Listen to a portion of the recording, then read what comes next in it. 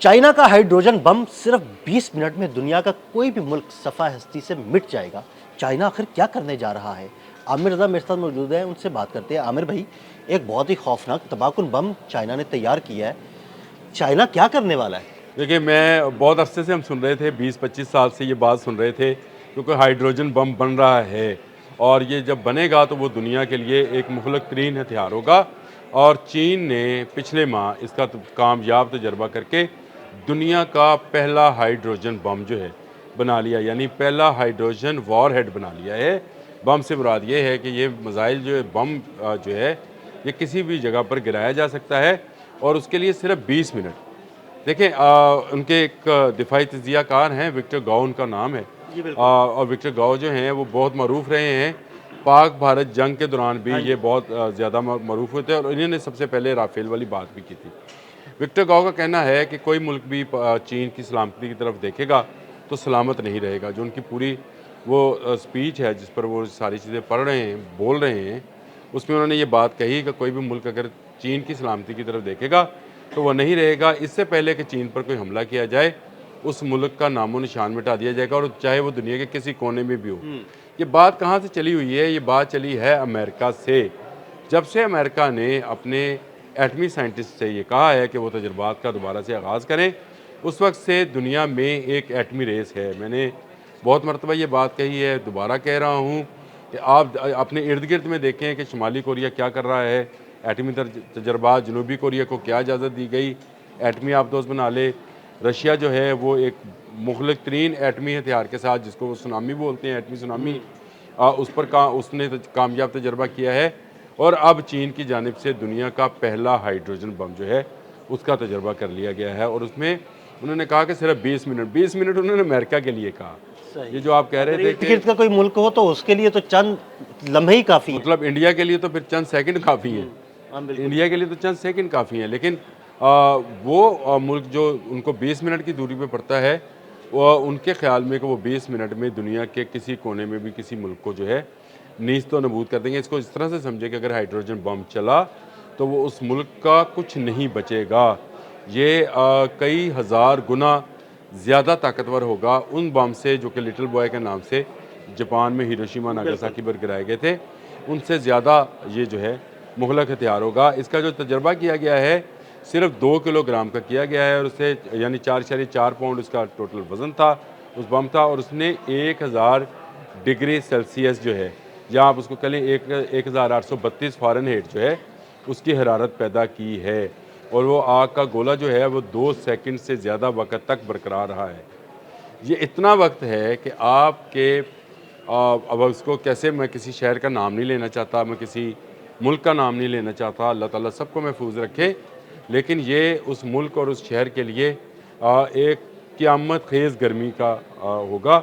ये 2 सेकंड का गोला हर जी रुख को वहाँ से ख़त्म कर देगा, यानी हर चीज़ राख को कर देगा। अगर जला कर देगा। 1000 डिग्री सेल्सियस दर्जा हरारत हो जाए, वो बेशक 2 सेकंड के लिए ही हो, दो लेकिन वो इतना 2000 डिग्री फ़ारेनहाइट, 2000 डिग्री फ़ारेनहाइट होएगा तो वो तो सब कुछ जलकर एक राख हो सेकंड जाएगा। क्या, नैनो सेकंड्स के अंदर वो सब कुछ जला के राख कर देगा।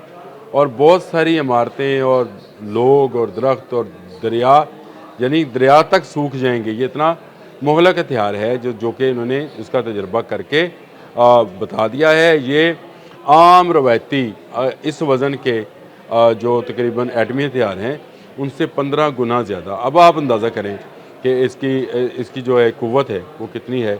तो चीन ने ये दावा करने के बाद जो नाम लिए बगैर जो इशारा दिया, वो 20 मिनट की वो फ़्लाइट है जो कि अमेरिका की तरफ से है। अमेरिका के पास कोई ऐसा जहाज़ मिसाइल नहीं है जो चीन की तरफ उड़े तो 20 मिनट से कम वक्त में पहुँचेगा। यानी चीन के पास ऐसा सैटेलाइट सिस्टम मौजूद है।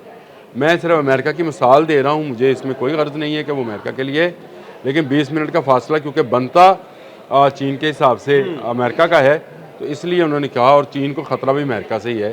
तो ये वो बात है जिसको लेकर जो विक्टर गाओ हैं उन्होंने पूरी की पूरी स्पीच पढ़ दी, और उन्होंने एक तरह से मैं ये समझता हूँ कि उन्होंने इंतबाह जारी किया है कि अगर अमेरिका ने चीन की जानिब कोई इस तरह के हथियार इस्तेमाल करने का सोचा भी तो फिर हाइड्रोजन बम जो है वो आ जाएगा। इसका तजर्बा मुख्तलिफ़ लेबॉर्ट्रीज़ में होता रहा है, लेकिन फ़िज़िकल जो इसका एक्सप्लोजन है उसका तजर्बा नहीं किया गया था।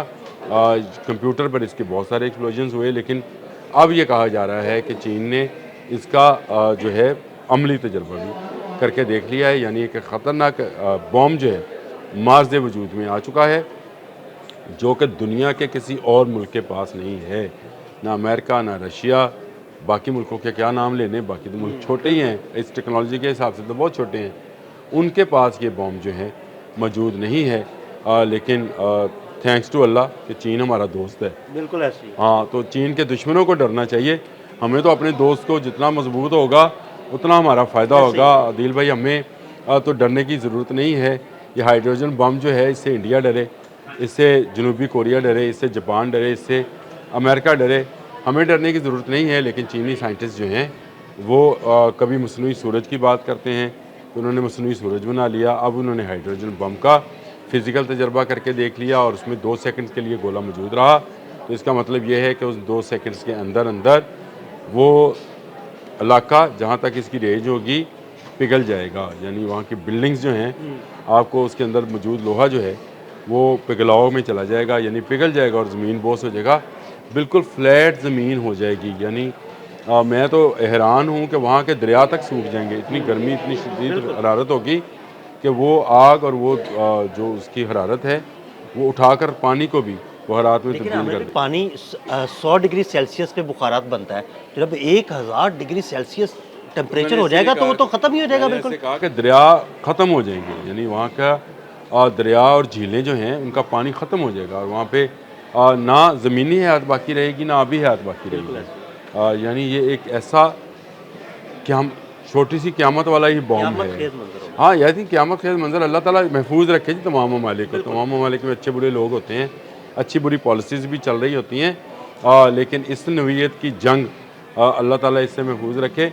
हाइड्रोजन बम का आना मैं समझता हूँ कि एक गेम चेंजर इस हवाले से है कि शायद इससे दुनिया में अमन हो जाए। अब आप कहेंगे कैसे, क्योंकि एटम बराए अमन हम ही नारा लगाते हैं इस बात का कि हम आज एक एटमी क़ुव्वत हैं, तो हमारी तरफ बहुत सारे ममालिक देखने से पहले 1000 मरतबा सोचेंगे कि ये एक एटमी क़ुव्वत है। इसी तरह से अगर वो हाइड्रोजन पावर है तो उसके ख़िलाफ़ कोई हमला करने से पहले ममालिक को शायद 1 करोड़ मरतबा सोचना पड़े कि अगर चीन ने वो बम चला दिया तो क्या होगा।